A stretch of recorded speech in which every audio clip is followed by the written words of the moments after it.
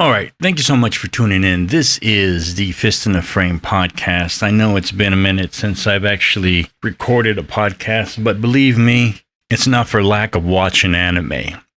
And I have watched a lot of anime.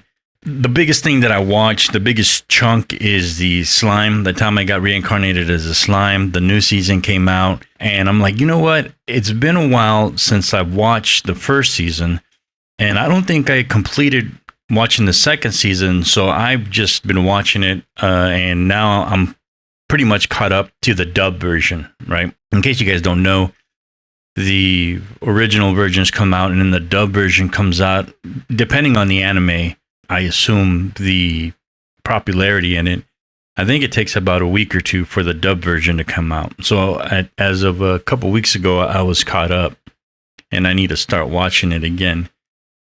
So that's the anime that I'm caught up on. But I've seen I've watched two other anime since then, believe it or not. I have watched, hold on, it's a long title. While I'm at it, this is one of the things that I don't like about anime in a sense, or I'm sorry, my anime list, is that, you know how you look stuff up on Google or hell, even on Amazon? Even if you just fart at the word, it'll bring up everything. There's some things that I don't like my anime list isn't set up that way to search every possible combination of the damn word. And which other one is Google TV isn't set up that way. Like if you just mistype a word, it won't bring up like your name or cheers or something that is completely ubiquitous to the world, right? Oh, by the way, I am taking a sip I've been drinking nothing but tea the past couple of days. And where I live, it's kind of like the Amazon equivalent. And you can buy, and I'm sure you can probably buy black tea. Let's take a look. Since we're here, we got it in front of us. I can buy a kilo of black tea, and it ends up being so much cheaper than buying the tea bags, right? And of course, buying the actual like pre-made tea bags, black tea bulk, and I'm just killing it. I'm making 6 liters of tea at a time, and I'm going through it, man. I really am, and it's I don't mind telling you, it is delicious. And everything on Amazon seems to be prepackaged. I'm not sure if there is like just a flat bag that you have to actually put into the tea bags and then brew it yourself. That's the thing with the black tea, though. It normally the stuff that you buy in bags and then you can like cold brew or just have it sit in the sun and brew on its own. There's something different in that, and I think it's just really, really finely grinded down, and it'll take a day just sitting in the fridge to be prepared. But the black tea that I bought, it comes in its leaves and what have you, and I just put it in tea bags. They're these bags that you use to cook with. And what you do is if you're cooking, let's say a broth or some kind of soup, and you don't want the soup to have those ingredients in it, but you want those tastes in it, you put them in some sort of large tea bag sort of thing, or some sort of, I don't know if they call it a boiling bag or a broth bag or something like that. And you can also buy like these wired things that are reusable, but it's so cheap to use the reason I don't use it, and I buy the bags, is one, because it's cheap, and two, because I use it to cold brew my coffee. I cold brew my coffee, and also I grind that up. I have a grinder, and I buy my beans or my coffee beans whole, and I grind them down, and I put them in my coffee bag, and I just let it sit in the fridge, and it tastes to me so much better than brewing it hot and then making it cold again, whether you're using ice or whatever. It's just, to me, it just tastes way better, smoother. The thing, though, with black tea, again, is like I do have to boil it and then just wait for it to cool down, and then I just put it in my big half-gallon glass mason jars, and I put them in the fridge, and bam. And man, lately I've been going through it. I just been drinking so much soda lately that it's just wild. You know, I'm like, man, God. And it's not like I haven't had a regular soda in a while. These are like Diet Dr. Pepper and no sugar Dr. Pepper. Those are my jams. There's a sale on them at the Walmart. They're like $5 for a 12-pack. So I've been stocking up the last couple of weeks, and I just went through them, and I'm like, man, I got to switch it up.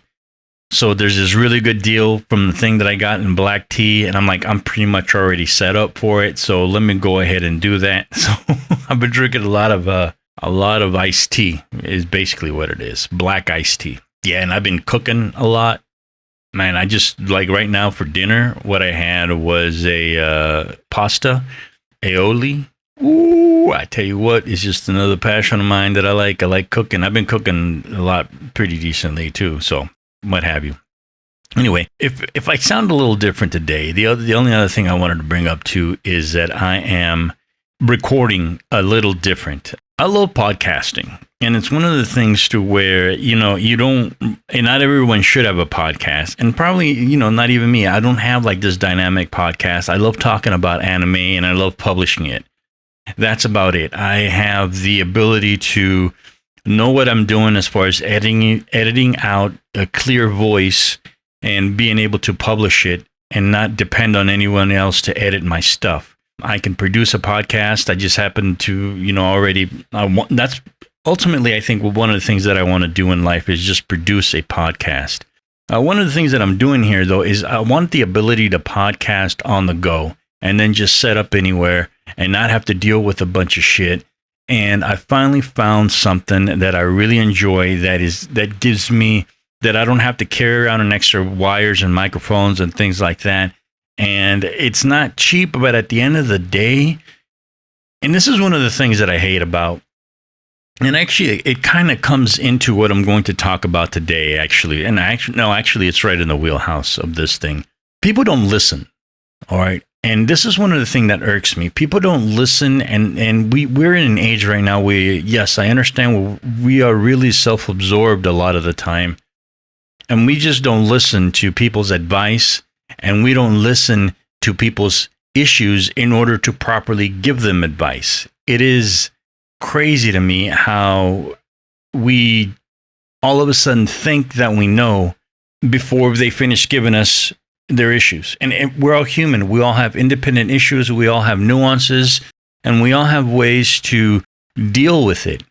Everything is different. I mean, from going into, I just read I'm into like these Reddit stories that I don't care if they're real or not, but there are these crazy stories that are, and apparently it might be a thing, I don't know, where people like psychiatrists, therapists that are supposed to help people really just get their license, and all they do is go through a template bullshit on how to cure people, and they don't listen to their problems.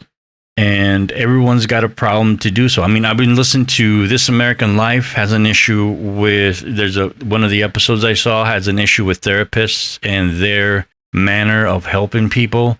And then there's just these Reddit stories that I find that, could be not exactly true, but it brings up an interesting issue that may or may not be true.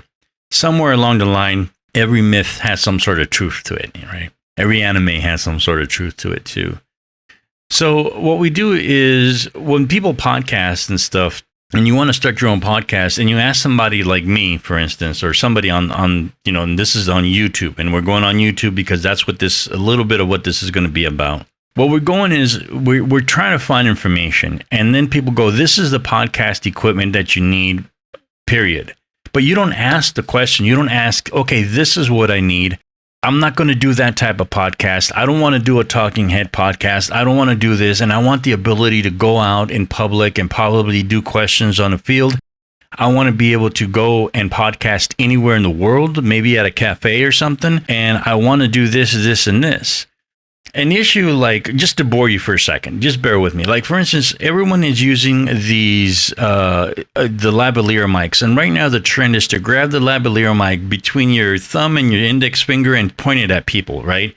And then talk into it instead of actually using the live mic for what it's used for. And it's supposed to be somewhere around your neck area in order for it to be able to record your voice. Or somewhere around your face. You're not supposed to hold on to it because you don't control the distance that it has to your mouth, and the audio is terrible.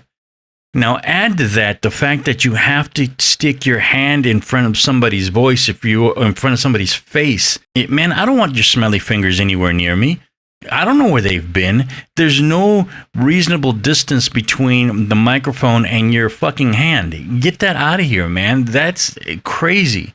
So you need some sort of microphone that has a healthy distance between your smelly fingers and the person. And sometimes they have these clips for those microphones, but the problem is that those microphones were not intended to be used that way. And even if they were for a second, there's a better way to do it. While some people may need an actual mixer and an audio interface or a recorder, other people's needs are going to be different. They might just need a microphone that records exactly what I'm doing now so that I can go anywhere. This microphone that I have, it records on its own, so I don't have to carry around anything extra. I just happen to like duplicates. So from the microphone, it goes into a receiver, and the receiver is pumping the audio into the computer. And it could also pump the audio into any recorder that accepts a line in. And now I have duplicate. I can actually have a triplicate if I want to. Now, there's specific reasons that I do that. It just so happens that every once in a while where I live, I have issues with electricity. Sometimes it'll pop out. I have my computers hooked up to backup battery just in case the lights go out. I have about 20 minutes to finish up what I got to do before the battery runs out and then go from there. But if I'm podcasting and I'm already like 30 minutes into an hour podcast, man, that's a lot of information I got to lose. So I have to deal with that.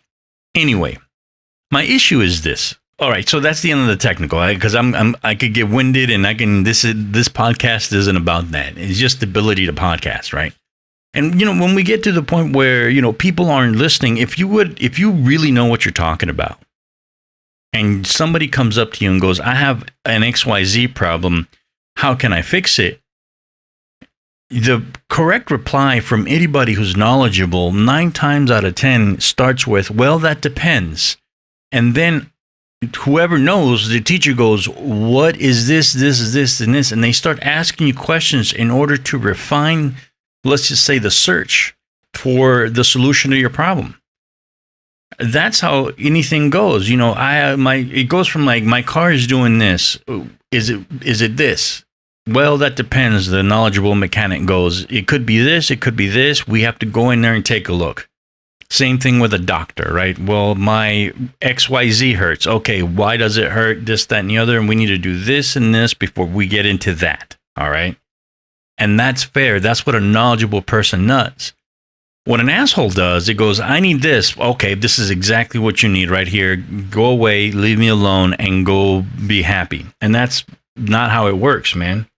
And I am very happy that I did not buy into a lot of that. It's not that I'm naturally curious. I'm naturally doubtful. We are right to do so in a lot of YouTube stuff because it gets to the point where people consider themselves knowledgeable. And coming from a photography background, this is the example. People consider themselves knowledgeable for doing things for a very long time and having not enough feedback or not wanting enough feedback. In photography, it is like, you get a lot of interest. Well, I've been doing this for 20 years. And one time I got ballsy and I replied to the guy, well, you've been doing it wrong for 20 years because that's not how light works. And there's science to it. Something was preposterous in one of the rooms. It's like, well, light bounces inside a room for a full second before it goes away. And we're like, that's absolutely insane. That's stupid. That's impossible. And the guy goes, well, I've been photographing models for 22 years. And I'm like, well, you're doing it wrong. Everyone's got their whole little way of doing things. Most of the time, it's suspect at the very least, right? So my gripe is, we get into these I've watched 2 anime. Now, to be honest, to be fair, I have not looked for a review. I follow a couple anime podcasts that I think are interesting, but I'm sometimes a little disappointing in that they don't really, it seems like they're just passionate about having a podcast about anime and not really passionate about anime itself. And they are very dismissive of a lot of anime that is adequate. Okay. And here's my thing. We need anime. That's the bottom line. We need anime. I need anime. And I think a lot of people listening to this, or a lot of people in the anime world, agree in that most of the time we like to dive into a fantasy world where we lose ourselves a little bit and like to think of stories that are a lot of times only capable through anime.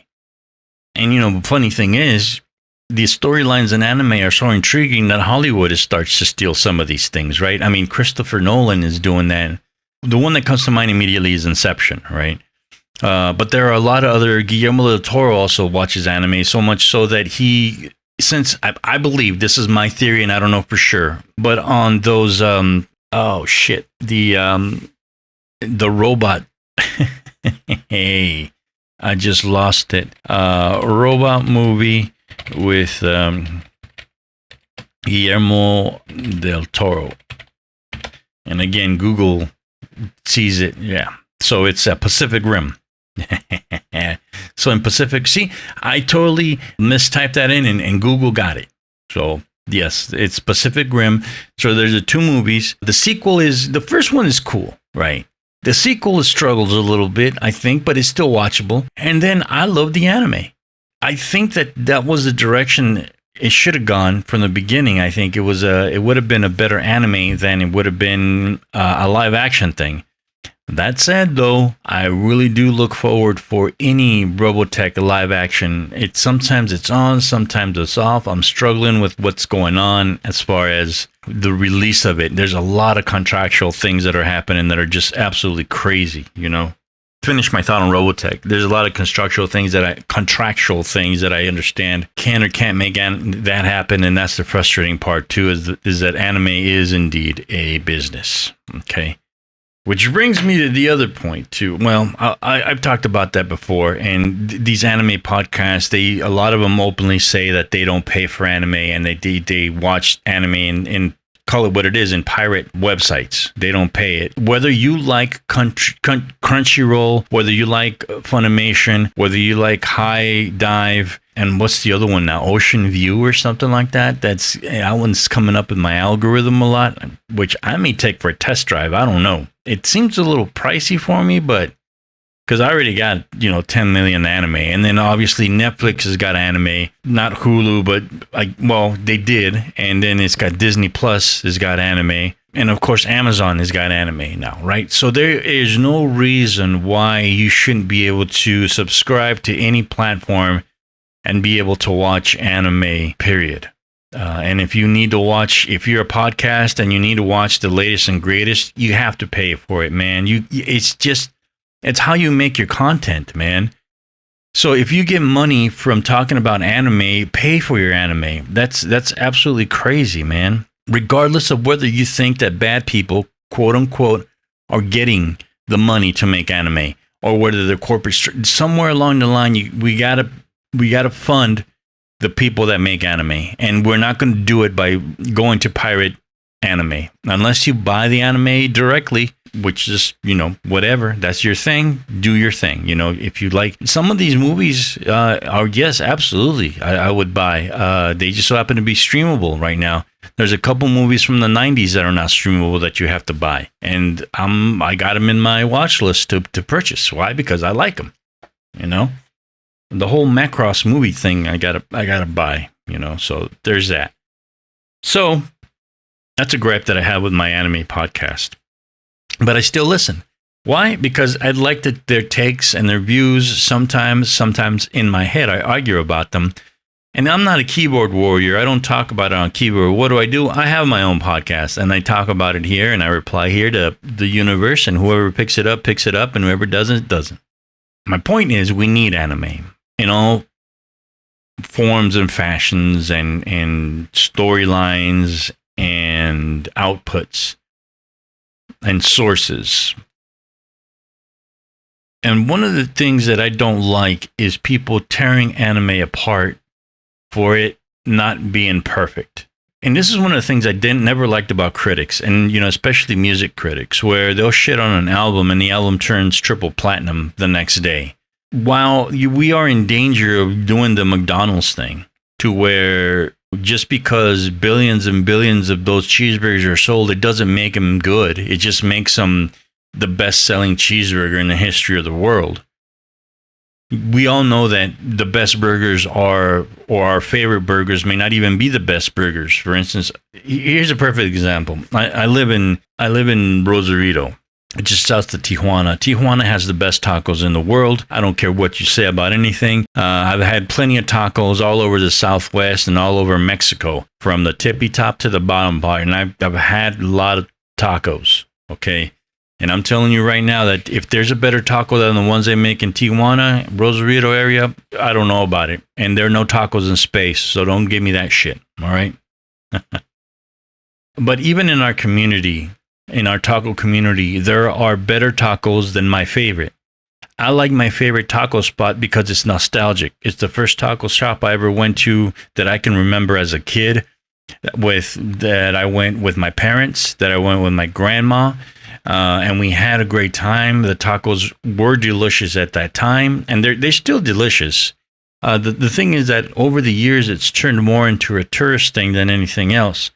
But I love them, and they're still a landmark. They should be. If they're not a national landmark in Tijuana, they should be. But I'm here to tell you they're not the best taco in Tijuana, let alone the world. There's plenty of other places in Tijuana that have better tacos, and they're not even tourists. They're just local neighborhood taco places that are better tacos than my favorite tacos in Tijuana. You have to be open to that.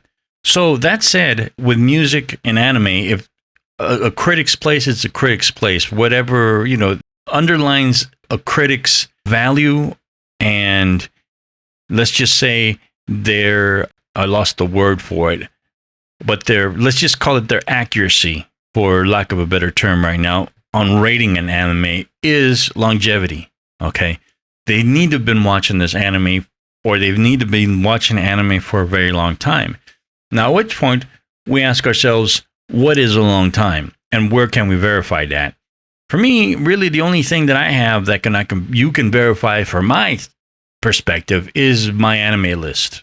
I go in there, you can look at my anime list. It's also fistinaframe. You check out what anime I've watched and what I've rated on there. And I'm here to tell you, I've never rated an anime lower than a 6, except maybe 1 or 2 times where it was just absolutely just questionable.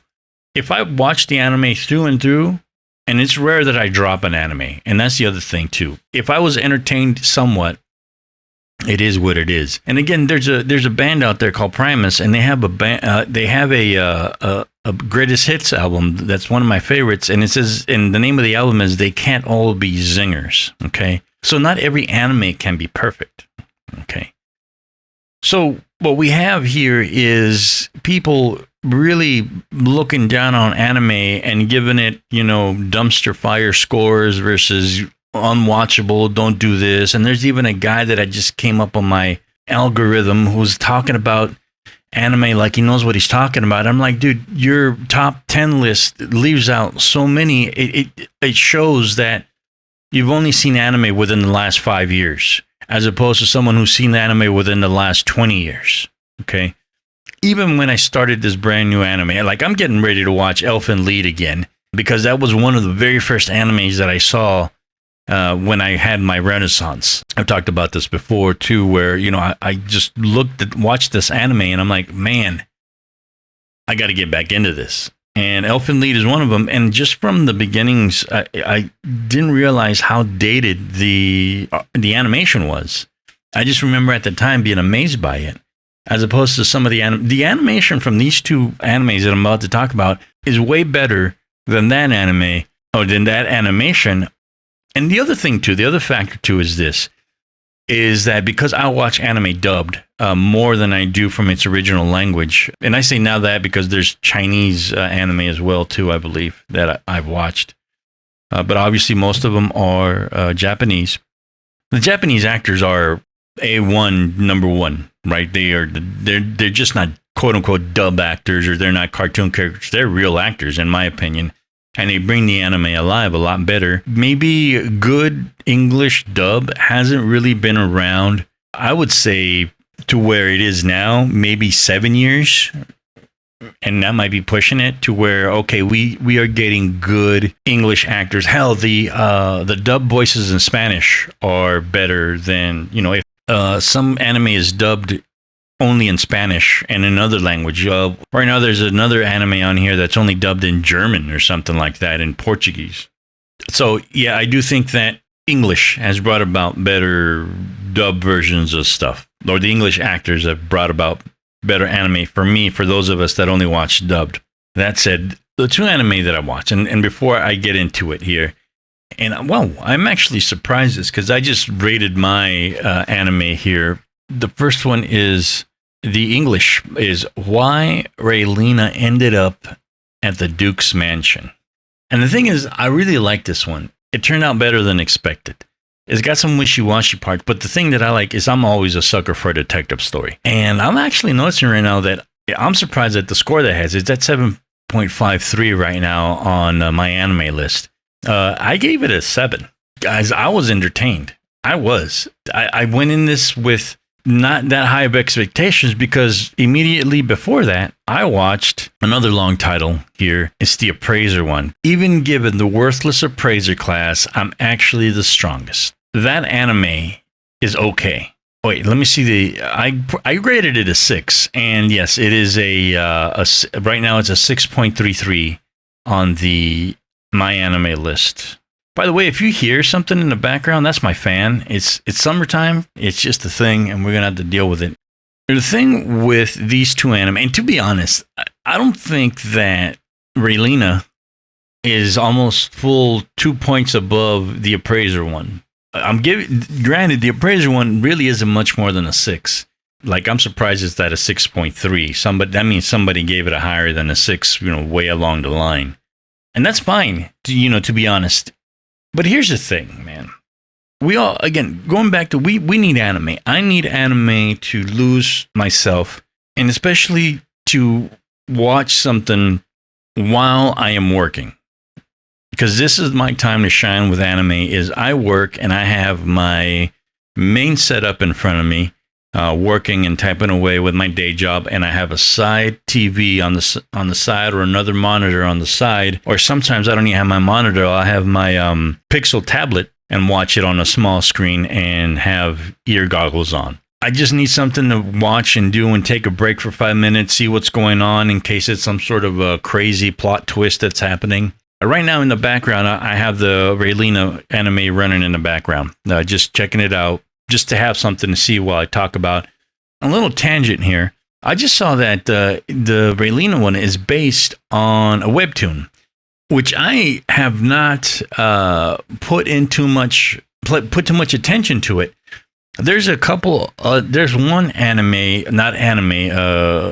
Korean drama that's also based on a webtoon that I saw not too long ago, which reminds me I got to do my Restless Samurai podcast where I talk about my Korean drama fixation at the moment as well. And that's also something else that I watch while I work. And it was about a singer that lives with someone who has no idea who she is, and then yada yada yada, and love story, basic stuff, right? That's most of what they are. And to be honest, that one was pretty okay. I liked it. I didn't mind that one at all. If I had rated, it'd probably be a solid 7.5 at least. Anyway, these two anime, for us, I think they're worth watching. We already know what the anime is. We already know what's happening. We can watch it and be entertained and go, yeah, man, we don't have, I don't think anyone has a right to shit on this anime and go, you know what, it's just tropes, it's just cliche stuff, you're not going to learn anything, we're not going to go here. And I'm like, well, you know what, that's great. Again, they can't all be zingers. And I think that even on your favorite musical genius, you're not going to love every single song they make. You're not going to love every single movie your favorite director or actor makes, It's just, but at the end of the day, I've seen, I think, all of Bruce Willis's movies. I think I've seen all of Jason Statham movies. I think I've seen all of, I've definitely seen all of Bruce Lee's movies. What other actor? I mean, there's so many actors. I think I've seen every single one of Denzel Washington's movies. I've seen every single Quentin Tarantino movie. I've seen pretty close to every Steven Spielberg movie. It's just, but there are definitely movies that I don't like. I think with the exception of Quentin Tarantino, in which I've thoroughly enjoyed every single one of his movies. And now keep in mind, Quentin Tarantino up to this point has only made 9 movies, I believe. And he might be working on the 10th. He might not be working. Who knows? He says he's going to make 10 movies and stop. But Quentin Tarantino's process in making a movie seems to be very different than a lot of other directors because he writes his own movies, right? They're his scripts. It's rare to find a director who writes his own stuff and then directs it, sort of thing. So that's his world.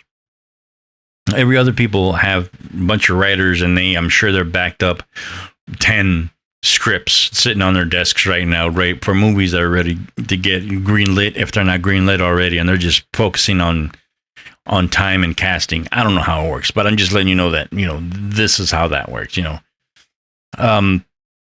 Favorite actors, probably seen every single Joe Pesci movie, every single the list goes on. I think I've seen.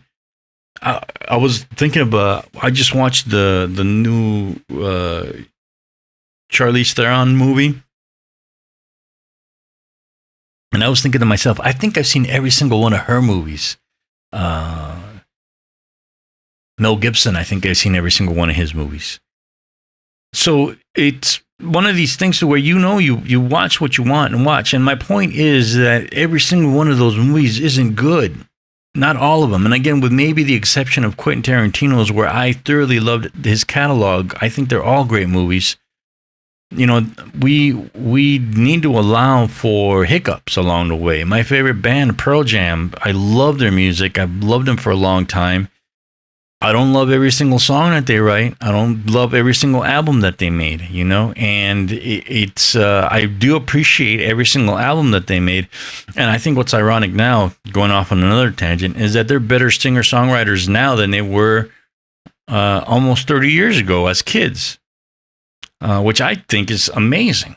Radiohead is another one of those bands too.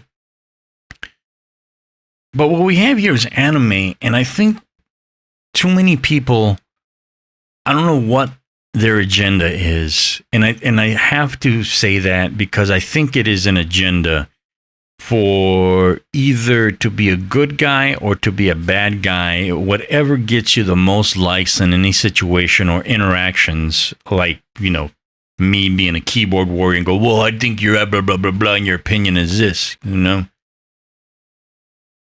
Everybody's entitled to their opinion, what have you, and this, that, and the other. But I think we shit too much on anime, and those people that go on my anime list are the ones that, quote unquote, drive these ratings down on anime that is watchable and should be watched. And here's the thing, too. Now, before I go on that, why we need to... And let me make a mental note on this, because this is exactly one of the things that why we need to do this. All right. Now, here's the thing. Yes, these anime, in my opinion, deserve respect and deserve to be recommended among us, for sure. People that take time out of their fucking day or week to listen to anime podcasts, we can recommend these two anime to them. Yeah, man, go ahead, watch it. This, that, and the other. It's this, that, and the other. It's a good watch. It's this, that, and the other. It's I can tell you, I think it's a solid 6. You go from there. I happen to have the time to watch the anime. If you don't have that time, if you don't have time to do that, blah, blah, blah, blah. And it's the thing, it's like, I want to add to that too, that I can binge watch this anime in an 8-hour session. I can do anywhere from 12, depending on how I do it, to 12 to 18 episodes, right? If I work a little OT or if I work a little longer, I can squeeze in 24 episodes in a day just because I'm working and I'm able to do that. That's not fair to everybody else. That's for as far as consuming anime, for sure. And and it puts me where I'm at with my anime, to where like I am consuming anime en masse compared to someone who doesn't have the ability to do that and can just sit down and watch anime maybe 2, 3, 4 episodes in a day. Well, what's that? Let's just say you watch a movie. If you watch a long movie that's 3 hours long, you can watch 20, 40, 60. That's 3. You might be able to watch between 6 and 9 episodes in one sitting, right? Because each anime is about 20-something minutes long, right? At least most ones with episodes. But my main point that I'm trying to make here is that we would not recommend this anime to someone who is just starting out in anime.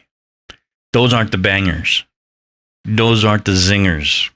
Those aren't the ones that are going to make our friend, oh man, you watched a lot of anime shit. Can you recommend something for me? And then circle back, guys. This is exactly what we go, because now we've consumed hours and hours and hours of, I have, I think, over 700 episodes or something like that on my anime list. I'll look it up here in a bit. But what we have is now we have a background.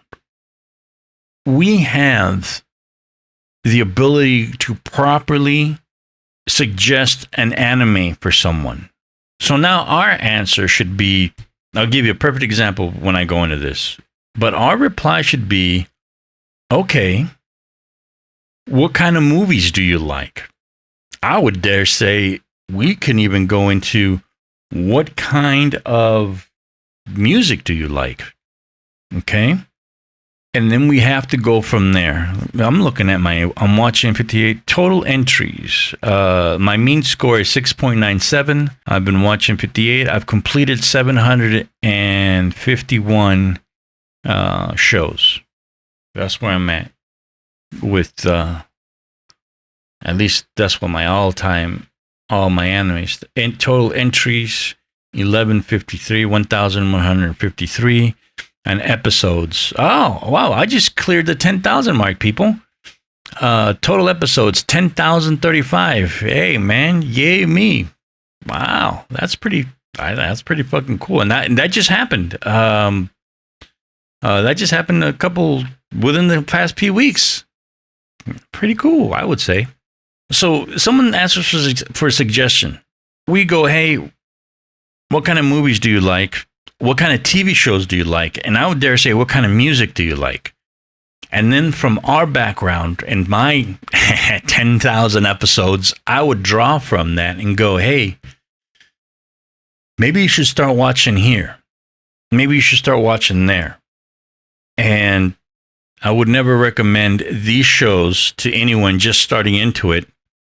Like let's just say they're into K-drama or, oh man, the Violet Evergarden. If somebody loves K-drama, let's start there. Let's start where the really emotional stuff happens, where they are good stories, good sort of episodic stories that are happening, something like that. A buddy of mine goes, I already know what my buddy likes to watch. We like to watch action movies. We like to watch that. I'm like, okay, so what should I watch? And to be fair, I haven't even finished watching this one myself. But I'm like, dude, you need to get in on Vinland Saga. Because that's what I was watching at the time. And there's some other ones too. If you like sci-fi, boom, okay, man. If we like sci-fi, there's so many options on sci-fi, thrillers, things like that. We should have a catalog in our head of what we should be able to recommend, asking people what they want to watch. And I think that is a better approach when you start to recommend anime, right? Don't just say, oh man, I fucking One Piece. Oh, you need to watch Naruto or shit like that. Because don't even get me started on that. And that's not to say that those are bad shows. Like, I understand why some of these shows are great and are big. Like, I'll give you a perfect example. Like Dragon Ball Z and Well, in Mexico, it's called Transor Z, but it could be Messenger C. And it's another robot show that is very big in Mexico during the 90s and 80s, late 80s, early 90s. And that's because those were dubbed. And it's not to say that they were the only ones, because there was also Voltron that was dubbed. And there was, I'm missing a couple other major anime sort of things that were dubbed during that time. But in Mexico, the choice was few. But anime was so good, they were better than any other cartoon available at the time. At least they were different. Because you had like Bugs Bunny, right? Saturday mornings. Then you had something like, and Robotech was also big in Mexico and in Spanish-speaking America. But you had G.I. Joe, let's say, and you had Thundercats, which also are anime adjacent. And then you had He-Man, and then you know, She-Ra and what have you. So you had these little cartoons that were decent. But then something happened with anime where the storylines are exponentially better. So all of a sudden, it's not G.I. Joe. The more you know, and knowing is half the battle, right? Now there are very more grown-up themes in this. And this is one of the things that I remember about Robotech, is that we are already talking about relationships with a person who was slightly older than I am, somebody I would have looked up to, and I forget the guy's name in Japanese, but whether you're talking about Roy Faulkner or whether you're talking about Lisa Rick Hunter. Damn it, I forget what his name is. We'll look it up, what his name is in the Japanese version. But these storylines are now more complicated. And now it's a small telenovela to some of us, right? Which is fantastic. So these cartoons started hitting about, and my point was, in Mexico, there wasn't much to choose from. So in Mexico, as good as Dragon Ball Z might have been on its own, Mexico didn't have a choice. As good as maybe Transor Z might have been good on its own, Mexicans didn't really have a choice. They got fed that whole Bleach, Naruto timeline, and of course One Piece. And of course, the thing is like, those are very famous animes that everybody watches. I haven't watched them, to be honest with you, because by the time Dragon Ball Z was hitting, I was getting outgrown for that. And I'm thinking about dabbling and going back and seeing some of these, see what Dragon Ball is all about. But I get the gist of it. I mean, I think that I concede that a lot of the fighting anime that has followed is very much a template, or Dragon Ball Z put the template to that, and everything else is very much Ragnarok right now, right? The fight scenes are 3 or 4 episodes long, and I'm sure that somewhere along the line, Dragon Ball Z had to have something to do with that, so that's like, I lose the plot at Ragnarok to the point where everyone's just fighting. And it's supposed to be humans versus gods. And you kind of get lost. Like, who's winning this? Who's winning that? You get the idea. You get the idea that the humans are going to win. But, just when you kind of do that, they take a big blow by the god. And, it's a complicated anime, I think. Anyway, sometimes you don't have a choice. And everyone loves anime, and everybody loves that anime. And the thing is that sometimes, because you're not really a fan of anime, you're just a fan of Dragon Ball Z. That's another thing as well, to where, what's your favorite opening and closing song? And it's always those things, because that's really all they know. As opposed to some of us who watch, who knows how many, over 10,000 episodes of anime, have an idea of, some opening and closing songs that are way out of there. You just can't compare somebody who's seen one show versus somebody who's seen, in my case, 10,000 episodes, right? And that's not to say that I remember every single one. That's to say that I remember the best ones. But I watched them, and I understand that, again, with us, this animes are recommended. Anything above a 6 to me is watch it, man. It's if you got the time, just watch it, and then you watched it. That was it. But we do have the ability to recommend great anime to people, and those are probably the ones that we can dissect a little more. You know, we can go after, like, okay, I'll tell you, like Evangelion. Everyone loves that anime. It's a dark anime, and I really don't get it, to the point where I get what you like about it. I get that it's cutting edge. I get that it deals with a lot of emotional trauma, but at the same time, I don't think that I think that Rascal Senpai is a better emotional trauma dump than Evangelion is. And that's not because it's newer. That's just because it's better written, in my opinion. Shoot, even a certain, you know what, whatever happened to a certain magical index and that whole certain magical railgun, all these, I thought those were, where are they at, man? I think they just got eaten up by that pandemic, man. And I'm struggling to wonder why there aren't any more on those. I thought they were fantastic. But there should be, the last season is when they should all come together and beat the big bad guy, right? With this anime, again, it's for us. It's absolutely for us. I think that's obvious. And this is what my point, to finish off boring you for a minute here.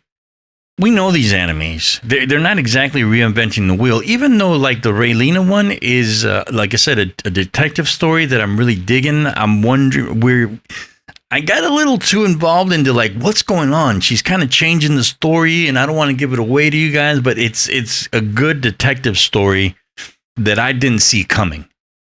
And it's got its ins and outs, this, that, and the other. I think it could have been more of an adult-oriented sort of anime, but it's fine. It wasn't. It could have been, you know, there could have been a lot more worse things in it. The other one, the Appraiser anime, let's be honest, it is what it is. Do I recommend it to you if you want to watch it? Yeah, if you have time to watch it. It's a harem. It's a cute little harem anime that doesn't offer much, and to be honest, it didn't even end on a really good ending. But I wouldn't mind a second season, and that's where I'm at. Like, I wouldn't mind another second season that's also a 6, just to kind of finish out the story. I think that it's decent enough for that. There's no problem with that. And you and I, right now, will be entertained by it. Again, I would not recommend this to anyone who's never watched anime in their life before, because they wouldn't get it. That's not our world. They're like, you think this is good? You think this is what we need to be doing? And it really gets to the point where, like, well, let me tell you something about this then. You know, it is an acquired taste. There's no two ways about that, guys. It is an acquired taste, and it is a sort of you know, you're not going to start with somebody else with that. But, you know, going back to my McDonald's reference, if somebody says to you, what's a good cheeseburger? Okay, then you have to ask, okay, what kind of burgers do you like? Do you like fast food? Do you like gourmet? Do you like this kind of burgers? Do you like homemade burgers? Because I can cook you up a good burger. You know, that's where I'm at with my cheeseburgers. You know, guys, let me tell you something, man. Right now, as a matter of fact, I need to go out. I buy my own meat, my own chuck.